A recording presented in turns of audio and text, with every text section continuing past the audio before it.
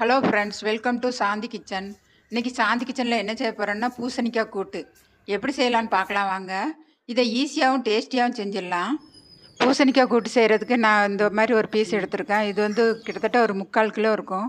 இப்போ எப்படி செய்யலான்னு பார்க்கலாம் வாங்க. தோலெல்லாம் சீவிட்டு நல்லா பொடிசாக இந்த மாதிரி கட் பண்ணி எடுத்துக்கலாம். ஃபஸ்ட்டு ஸ்டவ் ஆன் பண்ணி அதில் கடாயை வச்சு நம்ம 1 மணி நேரம் ஊற வச்ச கடலைப்பருப்பை இதில் சேர்த்துக்கலாம்.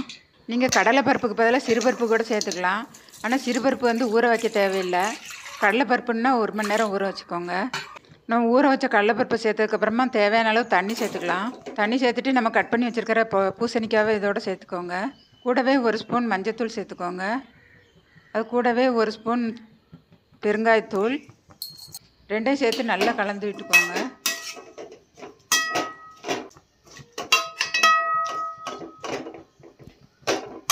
ரெண்டையும் சேர்த்து நல்லா கலந்ததுக்கப்புறமா நம்ம ஒரு 5 நிமிஷம் மூடி வச்சிடலாம்.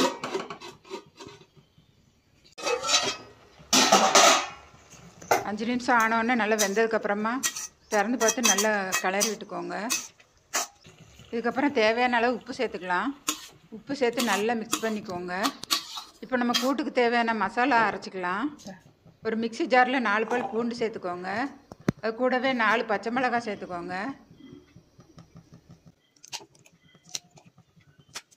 இப்போ ஒரு 5-6 சின்ன வெங்காயம் சேர்த்துக்கலாம். இப்போ ஒரு 1/4 முறி தேங்காய் துருவி வச்சுருக்கேன், அதை இது கூட சேர்க்குறேன். இது கூடவே 1 ஸ்பூன் ஜீரகம் சேர்த்துக்கோங்க. கொஞ்சமாக கருவேப்பிலை. இது எல்லாத்தையும் நல்லா கொரகொரப்பாக அரைச்சிட்டு வந்துடலாம். இந்தளவுக்கு அரைச்சி வச்சுக்கோங்க. இப்போ நம்ம அரைச்ச மசாலாவை அந்த பூசணிக்காய் கூட சேர்த்துக்கோங்க. சேர்த்து நல்லா மிக்ஸ் பண்ணிக்கலாம். நம்ம அரைச்சி சேர்த்த மசாலாலாம் பச்சை வடை போனதுக்கப்புறமா சின்னதாக ஒரு தாளிப்பு சேர்த்துக்கலாம். அதுக்கு கடாய் பற்ற வச்சு அதில் கொஞ்சமாக எண்ணெய் சேர்த்து 1 ஸ்பூன் கடுகு சேர்த்துக்கோங்க. கடுகு நல்லா பொரிஞ்சதுக்கப்புறமா 1 ஸ்பூன் உளுந்தம்பருப்பு சேர்த்துக்கோங்க.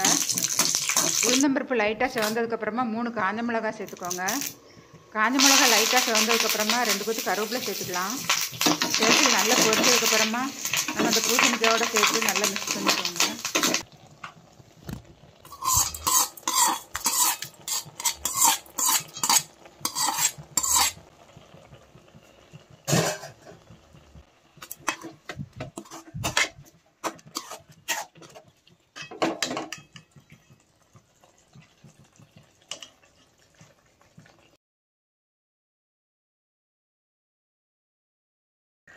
அவ்வளோதாங்க, பூசணிக்காய் கூட்டு சூப்பராக ரெடி ஆகிடுச்சு.